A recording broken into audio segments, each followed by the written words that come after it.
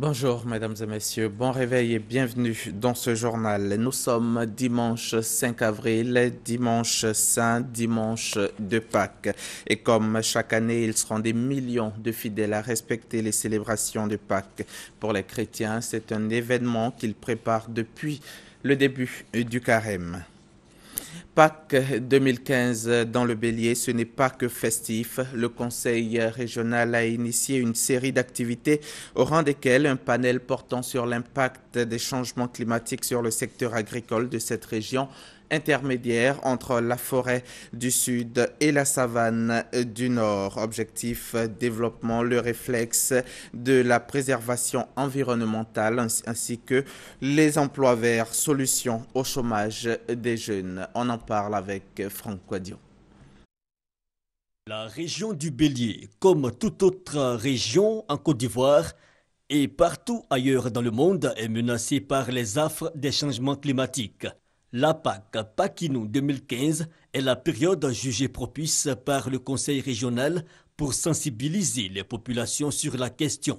Le panel est le moyen trouvé. Profiter de ce rassemblement de personnes pour insérer des thèmes innovants, des thèmes d'actualité, puisque la problématique environnementale est d'aujourd'hui. Des attentes donc certaines, les questions de l'emploi vert, de la valorisation des déchets organiques, entre autres développés par 3 experts. Pour le directeur général de l'environnement, il y a cependant des solutions envisageables qui nécessitent forcément la volonté des populations. Une agriculture moins dévoreuse d'espace, c'est-à-dire sur une petite parcelle, on peut avoir un rendement important. Et aussi, il y a l'utilisation des engrais. Les engrais chimiques ne sont plus conseillés dans une agriculture durable. Nous avons jugé utile de favoriser cet aspect en demandant à la population des 4 départements de mettre à la disposition du conseil régional 5 hectares de terre du moins à planter chaque département. Si bien que nous avons 20 hectares à planter. Je crois que c'est très très important pour le futur. Des populations moteurs de leur développement. Déjà des initiatives bien visibles, opérations de nettoyage pour un environnement plus sain à Djekanou. Des actes qui devraient perdurer dans le temps. Reportage signé Franck Quadio. Dans l'après-midi de vendredi, le président de la République, Alassane Ouattara, a accordé une audience au directeur général de la FAO, le Fonds des Nations Unies pour l'alimentation, ainsi qu'au directeur général de l'Organisation mondiale de la santé animale. Nous y reviendrons dans nos prochaines éditions. Vendredi dernier, le SARA, le Salon de l'agriculture et des ressources animales, a ouvert ses portes. Le Maroc en est un invité d'honneur et c'est une référence en matière d'agriculture en Afrique grâce à la mise en œuvre de sa politique agricole baptisée Maroc Vert. 3 composantes de cette politique constituent notre centre d'intérêt, le label produit du terroir, la maîtrise de l'eau et l'attractivité des jeunes à la chose agricole. On parle de tout cela avec Noël Niagno. Là, c'est le Maroc, dans son expression culturelle doublée de celle de son agriculture. C'était du 21 février au 1er mars au Salon international de l'agriculture de Paris. Un mois plus tard, à Abidjan, le Maroc est encore là. Invité d'honneur du SARA, Salon de l'agriculture et des ressources animales d'Abidjan, pour donner de la visibilité à sa culture et à son agriculture à travers ses produits labellisés, produits du terroir. Le produit terroir, donc c'est un produit qui est produit dans un territoire délimité spécifique et qui est issu d'un savoir-faire ancestral de la part de cette population qui vit dans ce territoire délimité. Donc on peut trouver différents types de produits de terroir, des appellations à ces produits, donc tout ce qui est relatif au label. Comme on le voit, plus de 200 produits sont concernés, avec une vingtaine porte-étendards de ces produits, tels le safran et l'huile d'argan.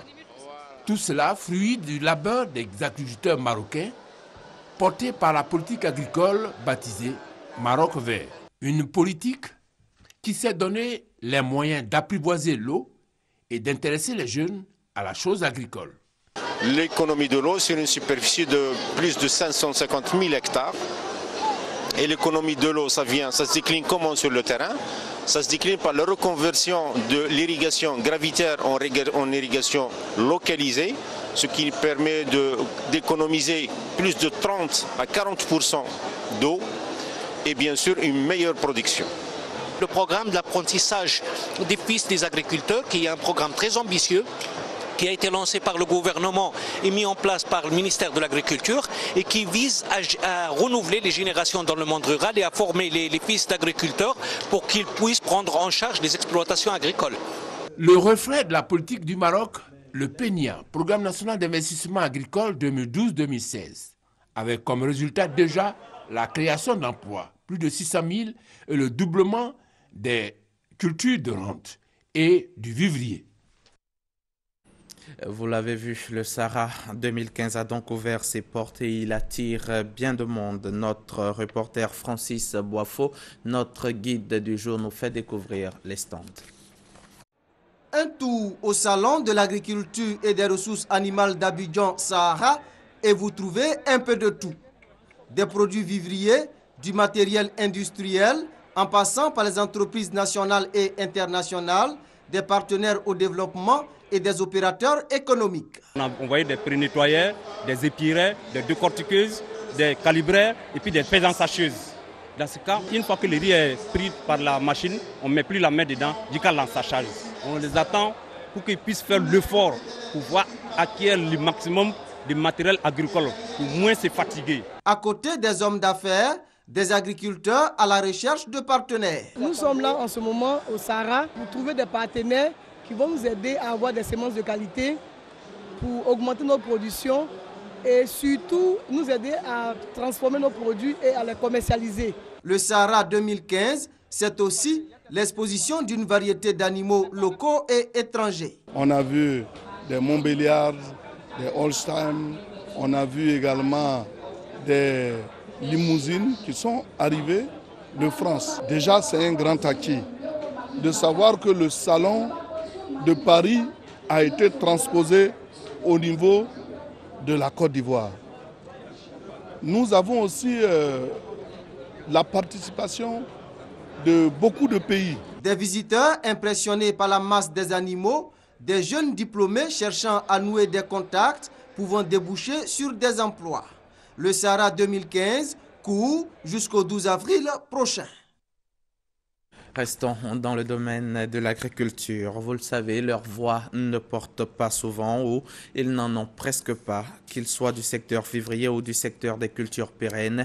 Les petits producteurs rencontrent au quotidien de nombreuses difficultés et ont du mal à se faire entendre.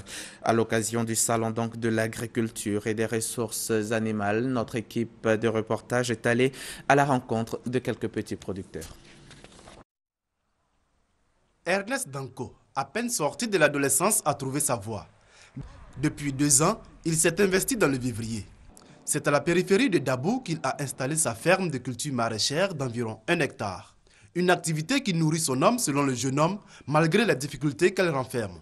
Le maraîcher est vraiment plus rentable par rapport aux activités que j'avais dans le temps passé. On peut faire en moyenne 15 et en maximum 20 à 22 sacs de 50 kilos. Voilà, ce qui arrive à approvisionner le marché de Dabou en aubergine et souvent même nous envoyons aussi sur Abidjan.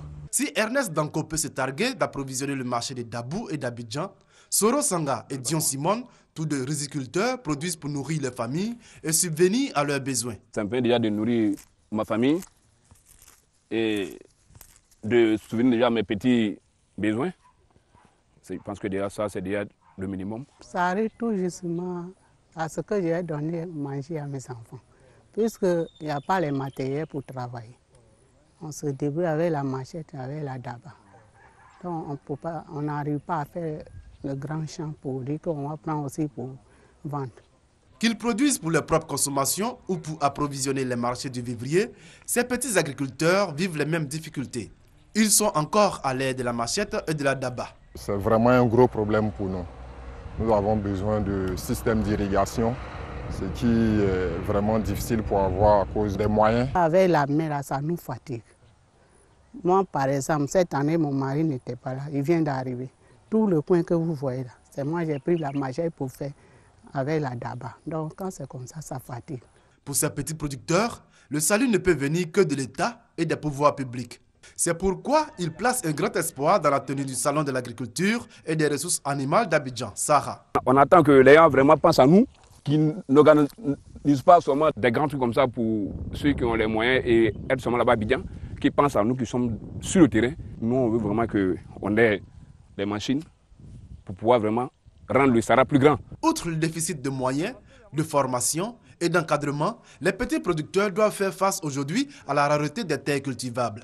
Autant de difficultés pour lesquelles ils espèrent voir des solutions surgir au thème du Sahara.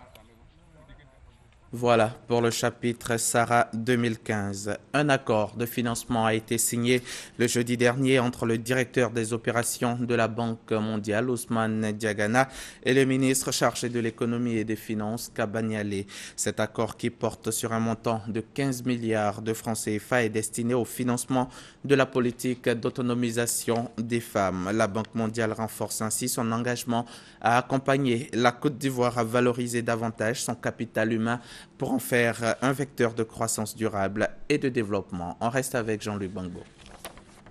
10 milliards de francs CFA sous forme de crédit et 5 milliards sous forme de dons, soit au total 15 milliards de francs CFA. C'est la contribution de la Banque mondiale à la mise en œuvre du projet régional intitulé « Autonomisation des femmes et dividendes démographiques au Sahel ». Cet appui financier vient en soutien à deux groupes que sont les jeunes et les femmes. En accompagnant les femmes et les jeunes, mon institution marque de nouveau sa volonté à accompagner toute la Côte d'Ivoire à valoriser davantage son capital humain pour en faire un vecteur de croissance durable et de développement et à lutter contre tous les facteurs de vulnérabilité et de fragilité.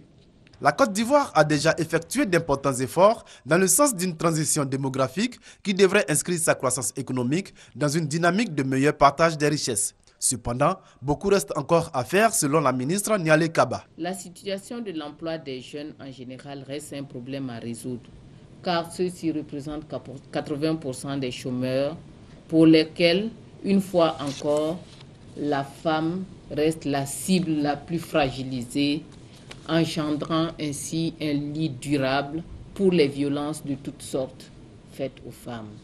Le projet régional pour l'autonomisation des femmes et le dividende démographique rassemble 6 pays du Sahel. Le Burkina Faso, la Côte d'Ivoire, le Mali, la Mauritanie, le Tchad et le Niger. Direction maintenant Pricro, qui est situé dans le département de Pricro. Ce département donc est une zone agricole. Cette ville souffre d'un manque d'infrastructures criards. À la faveur de la visite d'État du chef de l'État, le président Alassane Ouattara, dans la région de Lifou, Pricro a entrepris des travaux dans la ville pour se donner un nouveau look. Et ces travaux se poursuivent. Gros plan donc sur cette ville agricole avec notre reporter Chantal Eouma. Pricro, situé dans la région de Lifou, est érigé en département depuis 2005. À 320 km d'Abidjan et à 72 km de Daoukro, Pricro compte plus de 70 000 habitants avec 5 sous-préfectures dont celle de Anianou non fonctionnelle. La population de Pricro est constituée de l'ethnie Ano ou les Anofoués. Plusieurs autres communautés y vivent en parfaite harmonie avec les autochtones. Avant de devenir les agriculteurs cultivateurs qu'ils sont aujourd'hui, les Anofoués furent successivement guerriers et chercheurs d'or. Ce département fait partie de l'ancienne boucle du cacao, donc une zone fortement agricole. On y trouve des cultures vivrières comme la banane plantain, le riz, l'igname, l'arachide, le manioc et des cultures de rente, le cacao, l'EVA et l'anacarde, dont la production annuelle s'élève entre 2000 et 4000 tonnes. Pricro souffre d'un manque d'infrastructures. Les travailleurs se logent difficilement. Les infrastructures hôtelières sont quasi inexistantes. Le téléphone fixe ne marche pas. Pricro n'a pas de station d'essence. L'hôpital général est en chantier. Le département compte un lycée privé, un collège moderne et 6 écoles primaires. Pricro rencontre des problèmes d'électricité et d'adduction d'eau dans les villages. à la faveur de la visite du chef de l'État dans la région de Lifou en septembre 2014. Des travaux de bitumage des artères principales ont été entrepris et se poursuivent encore. L'état-major des forces républicaines de Côte d'Ivoire, FRCI, continue sa caravane de paix et de réconciliation à Abidjan et à l'intérieur du pays. Il s'agit de mener des actions sociales et des activités socio-éducatives dans le but de renforcer la fraternité et la cohésion entre civils et militaires. Les FRCI soutenus par l'ONUCI, l'opération des Nations Unies en Côte d'Ivoire, étaient pour la 23e étape de cette caravane à Daloa, dans la cité des Antilopes. La communion avec les populations civiles était totale. C'est ce que nous dit Abou Sanogo. Promouvoir la réconciliation nationale et la cohésion sociale, renforcer les liens armées-nation. Ce sont les objectifs majeurs de la caravane initiée à Daloa par les forces républicaines de Côte d'Ivoire, avec l'appui de l'ONUCI, l'opération des Nations Unies en Côte d'Ivoire et le parrainage de Maître Kossougro Seri Émile. Des activités pour consolider l'unité entre civils et militaires ont été menées 3 jours durant. La distribution d'eau potable par l'ONUCI dans plusieurs quartiers a été une des articulations de cette caravane qui a déjà sillonné 22 localités de la Côte d'Ivoire. Nos frères d'armes de la Côte d'Ivoire nous ont sollicités parce que ça participe à la cohésion nationale. Le sport, facteur de rapprochement, était à l'honneur à travers un tournoi de Maracana remporté par les civils du Maracana Club de Daloa. Le sport est un facteur de rassemblement, donc nous pensons qu'avec ce module, nous pouvons rassembler et nous pouvons aller vers la population pour effacer cette méfiance entre nous et elle et vraiment prôner la cohésion sociale. Pour le parrain, ces journées vont davantage installer la confiance. Nous avons ici le 2e bataillon de Côte d'Ivoire. Nous avons une légion militaire. Nous avons une région de gendarmerie, nous avons une préfecture de police, nous avons une école de gendarmerie à Daloa, à Torobé. Et je vous dis que c'est une véritable satisfaction pour nous de constater que les hommes en armes, qui d'habitude sont au devant des hostilités, se mettent ensemble pour cultiver la paix. Donc ça donne une satisfaction morale, physique pour nous de constater que l'homme détenu lui-même œuvre pour le retour de la paix. Maître Kossougro Seri Émile a promis poursuivre ses actions dans la droite ligne de la vision du chef de l'État, Alassane Ouattara, c'est-à-dire favoriser le vivre ensemble en Côte d'Ivoire. Fin de ce journal. Merci de l'avoir suivi. Bon dimanche de Pâques à tous et surtout bonne suite de programmes sur la chaîne qui rassemble.